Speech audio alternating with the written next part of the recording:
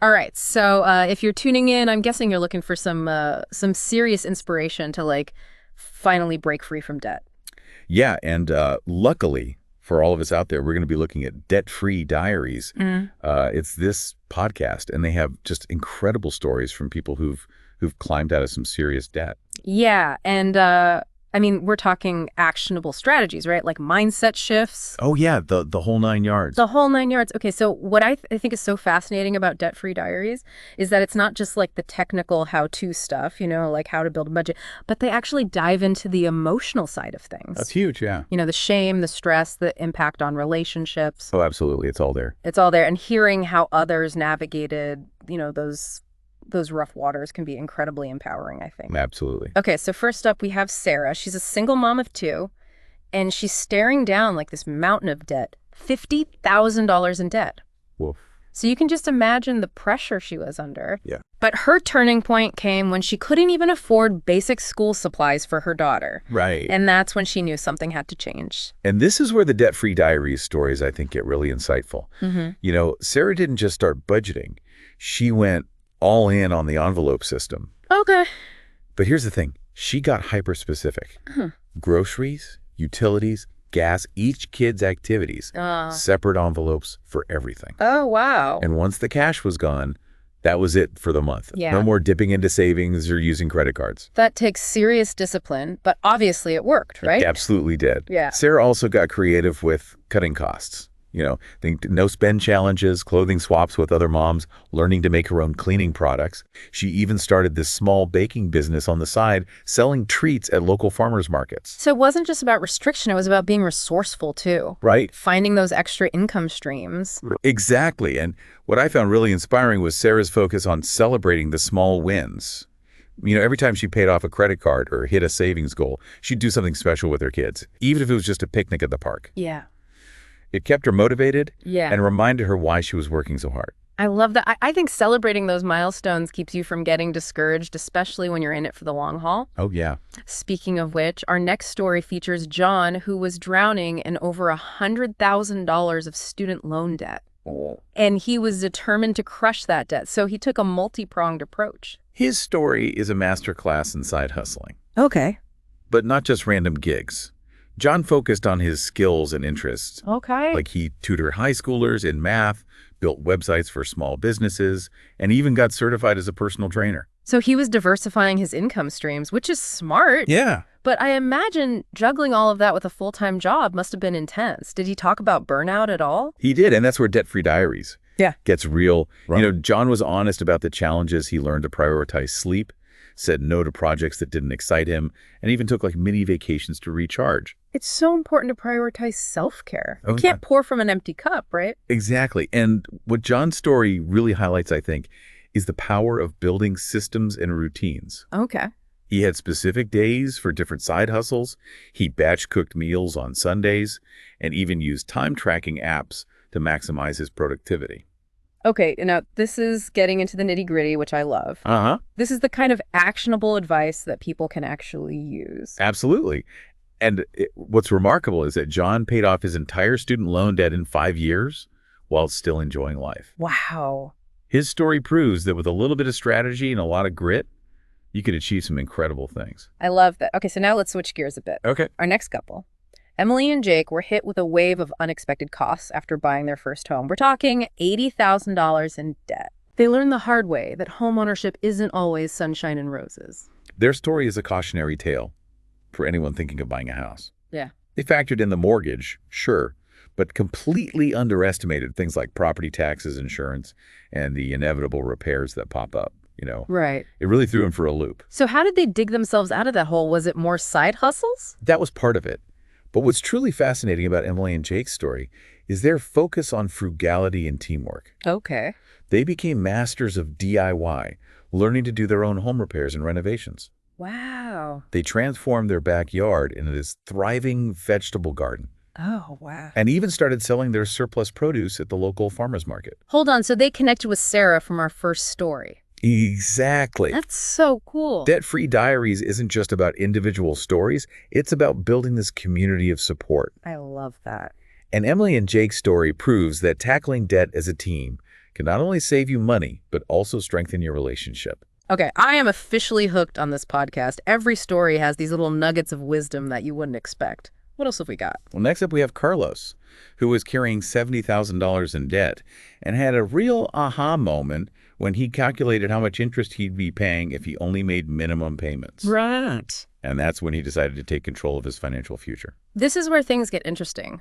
A lot of people panic when they face that much debt, but Carlos went a different route. He did. Instead of slashing expenses or taking on extra work, he focused on educating himself. Yeah. He devoured books and podcasts on personal finance and investing, even attending local workshops on topics like debt management and retirement planning. So he invested in his financial literacy, which is something we don't talk about enough. Yeah. Knowledge really is power when it comes to money. Absolutely. But did Carlos just stop there, or did he actually put his knowledge into action? Oh, he definitely took action. Okay. He started small investing in a low-cost index fund while still aggressively paying down his debt.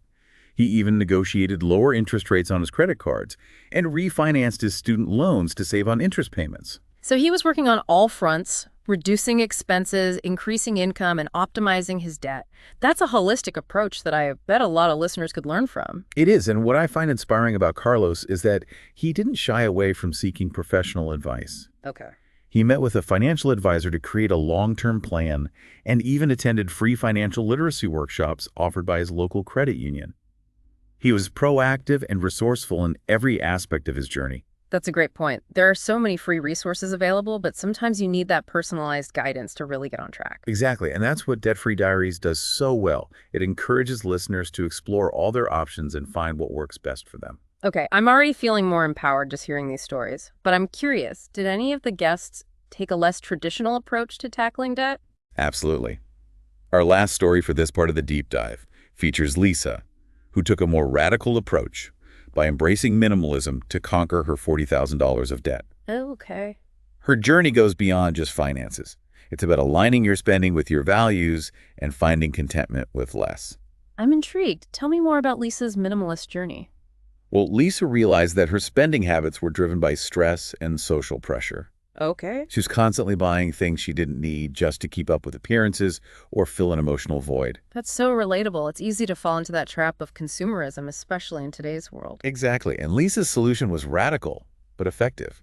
She implemented a year-long shopping ban, only purchasing absolute necessities. She decluttered her entire apartment, selling or donating anything that didn't bring her joy or serve a practical purpose. Wow, that takes some serious commitment. But what's interesting is that she didn't stop there. You're right. Lisa took it a step further by downsizing her living space, moving from a spacious two-bedroom apartment to a cozy studio. This significantly reduced her rent, freeing up more money to put towards her debt. So her minimalism wasn't just about decluttering, it was about simplifying her entire lifestyle. Did she talk about the challenges of living with less? She did. Lisa admitted that it wasn't always easy, especially during the first few months. Right. She had moments of doubt and temptation, but she persevered by reminding herself of her why, her desire for financial freedom and life aligned with her values. That's so powerful. It's a reminder that any major change requires commitment and resilience. But I'm curious, did Lisa's minimalist approach only impact her finances, or did it have a broader impact on her life? That's a great question, and it's something we'll delve deeper into in the next part of our deep dive. Lisa's story is a testament to the transformative power of minimalism, and it goes far beyond just financial freedom. It's about finding contentment, reducing stress, and prioritizing experiences over material possessions. Okay, now I'm really hooked. We've covered so much ground already, from budgeting strategies to side hustles and even a glimpse into the world of minimalism. But there's clearly so much more to unpack from these debt-free diaries stories. Absolutely. And in the next part of our deep dive, we'll explore the emotional and psychological aspects of debt, the importance of mindset, and the strategies these individuals use to not only become debt-free, but also build a fulfilling life beyond finances. I can't wait. This is turning out to be one of our most insightful deep dives, yet we'll be back in a flash with more inspiring stories and actionable advice. Don't go anywhere. Welcome back. I don't know about you, but I am already feeling super inspired by these debt-free diaries stories. It's just amazing what people can accomplish when they set their minds to it.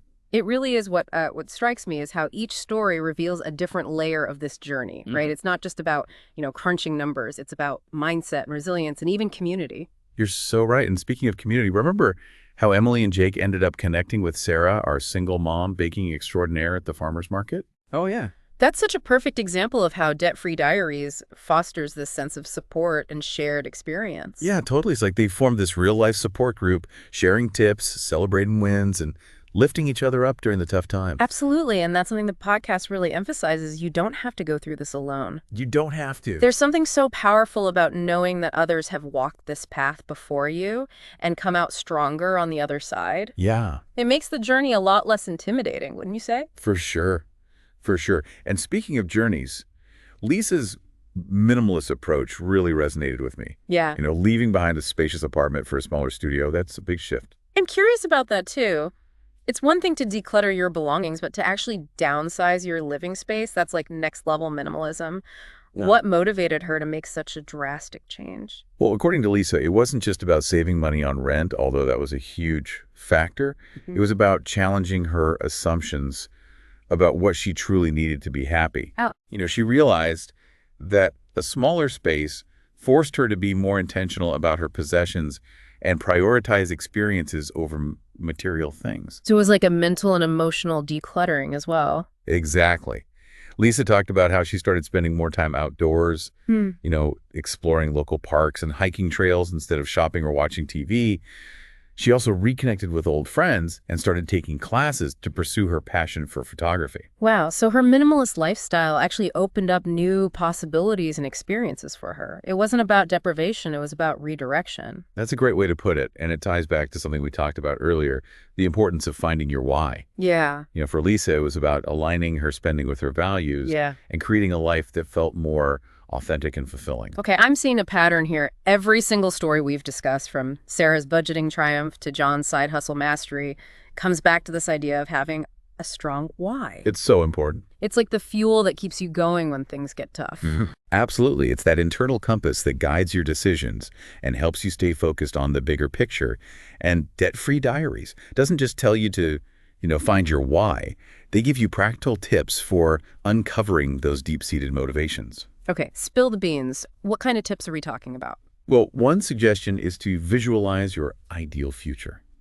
Where do you see yourself in 5 years? What does financial freedom look like to you? What are those experiences or goals that you're working towards? I love that it's not just about getting out of debt. It's about creating a life that you love. Exactly. But let's be real, staying motivated is easier said than done. Did the podcast offer any strategies for staying on track when things inevitably get tough? They did. One guest suggested creating a visual reminder of your why. It could be a vision board, a photo of your dream vacation destination, or even just a handwritten note to yourself outlining your goals and aspirations. So it's like a tangible representation of what you're working towards, a way to stay connected to your motivation on a daily basis. Exactly. And another guest emphasized the importance of finding an accountability partner. Oh, yeah. It could be a friend, a family member, or even a financial coach who can provide support, encouragement, and, a gentle nudge when you need it most. I think that's such a game changer. It's so easy to get discouraged when you're tackling debt alone, but having someone to cheer you on and hold you accountable can make all the difference. For sure. And it ties back to that sense of community that Debt-Free Diaries fosters so beautifully. Right. It's about realizing that you're not alone in this journey. So we've talked about finding your why, creating visual reminders, and finding an accountability partner. Any other nuggets of wisdom from the podcast that really stood out to you? Well, one guest emphasized the importance of celebrating every win, no matter how small. Paying off a credit card, negotiating a lower interest rate, even just sticking to your budget for a week. These are all achievements worth celebrating. Yeah, I love that it's a reminder that progress isn't always linear. There will be ups and downs, but acknowledging those small victories helps you stay positive and motivated. Right, and it creates this positive feedback loop. Celebrating your wins reinforces those good habits and makes you more likely to continue making progress. So it's like a reward system for your financial journey. I'm starting to see how these seemingly small mindset shifts can have a huge impact on your overall success. Totally. And Debt-Free Diaries does a fantastic job of breaking down these complex psychological barriers and offering practical strategies for overcoming them. Okay, I'm officially adding this podcast to my must-listen list, but before we wrap up this part for Deep Dive, I'm curious, did any of the guests address the emotional side of debt? I imagine it can be a really heavy burden to carry, not just financially, but emotionally. Oh, absolutely. And that's something Debt-Free Diaries doesn't shy away from.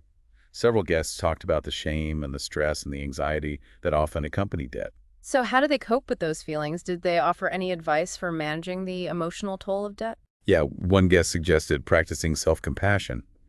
It's about recognizing that everyone makes mistakes and that your financial situation doesn't define your worth as a person. That's so important. It's so easy to beat yourself up when you're struggling financially, but reminding yourself that you're not alone and that you're capable of making positive changes can be incredibly empowering. Another guest emphasized the power of gratitude. Okay. It sounds counterintuitive, but focusing on the things you're grateful for can actually shift your mindset from scarcity to abundance. So instead of dwelling on what you lack, you're actively appreciating what you already have.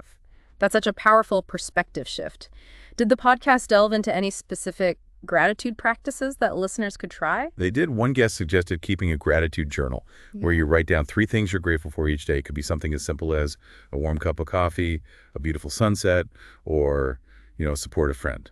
I love that it's such a simple yet effective way to cultivate a more positive outlook, which can make a huge difference when you're facing, financial challenges. And another guest recommended practicing gratitude meditations.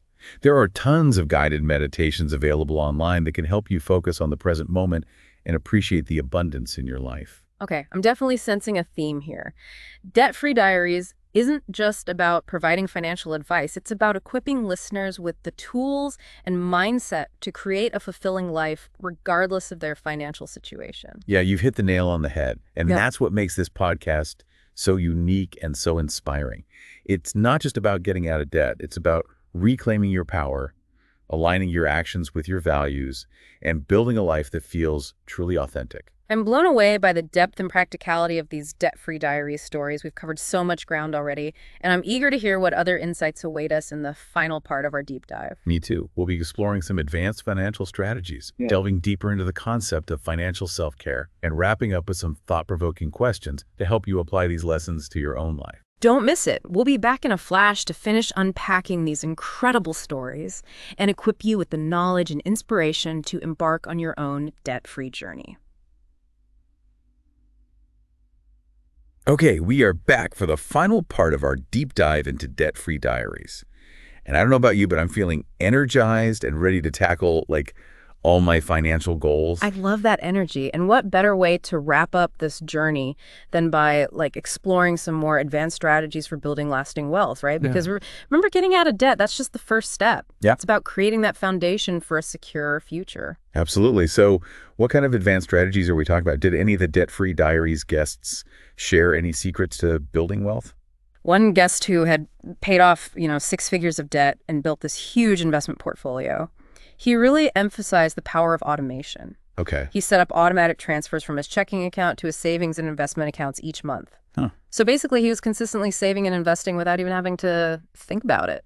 That's brilliant. It takes the emotion out of it, and it ensures you're making progress even when life gets busy. Exactly. And he also talked about, regularly reviewing and adjusting your investments. Okay. He recommended meeting with a financial advisor at least once a year to discuss your goals, your risk tolerance, and your overall investment strategy. So it's not just about setting it and forgetting it. No. It's about staying engaged and making adjustments. Exactly. Another guest who had built this really successful real estate business after overcoming some pretty serious debt stressed the importance of leveraging your assets. Okay. She explained how she used the equity in her first rental property to buy a second one, and then used the combined equity to acquire a third. Wow, that's a powerful strategy. It is. It's about using your existing resources to create more wealth. Yeah. And she also talked about networking, building those relationships with other investors and professionals in the real estate world. Okay. The value of learning from others and using their expertise. So it's not just about the financial strategies, it's about the human connection. Right. And the collaboration. Yeah. And speaking of human connection, remember how Debt-Free Diaries emphasize community and support? Well, that support goes beyond just emotional encouragement. Absolutely. It also includes, sharing practical advice and resources. For sure. Give me an example. What kind of resources did the guests share? Well, one guest mentioned this free online budgeting tool that helped her, track her spending and figure out where to cut back.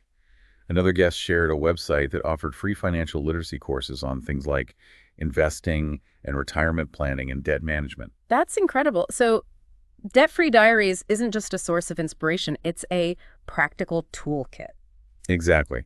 And speaking of practical tools, let's circle back to financial self-care for a second. Yeah. We touched on it before, but I think it deserves a deeper dive. I agree. It's such a powerful concept, but what does that actually look like, in practice? Well, it's about treating your finances with the same care and attention that you would give to your physical or mental health. Okay.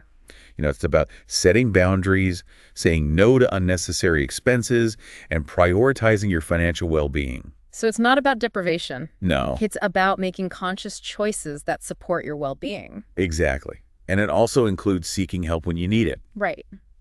Just like you might go to a doctor when you're sick or a therapist for emotional support. Yeah. It's okay to get guidance from a financial advisor or a credit counselor. That's a great point. Sometimes we need that extra support. Yes, and don't forget, financial self-care also involves celebrating your wins. Yes. Acknowledging your progress no matter how small, Yeah. and giving yourself a little reward along the way. So it's about finding that balance between, discipline and enjoyment, Right. making the journey sustainable. Exactly. And speaking of fulfilling journeys, let's wrap up our deep dive by reflecting on the amazing stories we've heard from Debt-Free Diaries. Yeah. We learned about budgeting and side hustles and minimalism investing and the power of community. Right. And we were so inspired by these individuals who faced overwhelming debt and not only overcame it, but built a life of abundance and purpose. Yeah, it's incredible. And we've been reminded that no matter how challenging your situation may seem, there's always hope Always. and a way forward. So here's our final thought-provoking question for you. What's one small step that you can take today to start your own debt-free journey? Ooh, that's a good one. Yeah. Maybe it's downloading a budgeting app, researching side hustle ideas, or even just having an honest conversation with yourself about your financial goals. Every journey starts with a single step, and Debt-Free Diaries is a fantastic resource to guide you along the way. Thanks for joining us on this deep dive into the world of personal finance. We hope you found it insightful and inspiring. Until next time, stay curious, stay informed, and keep diving deep into the topics that matter.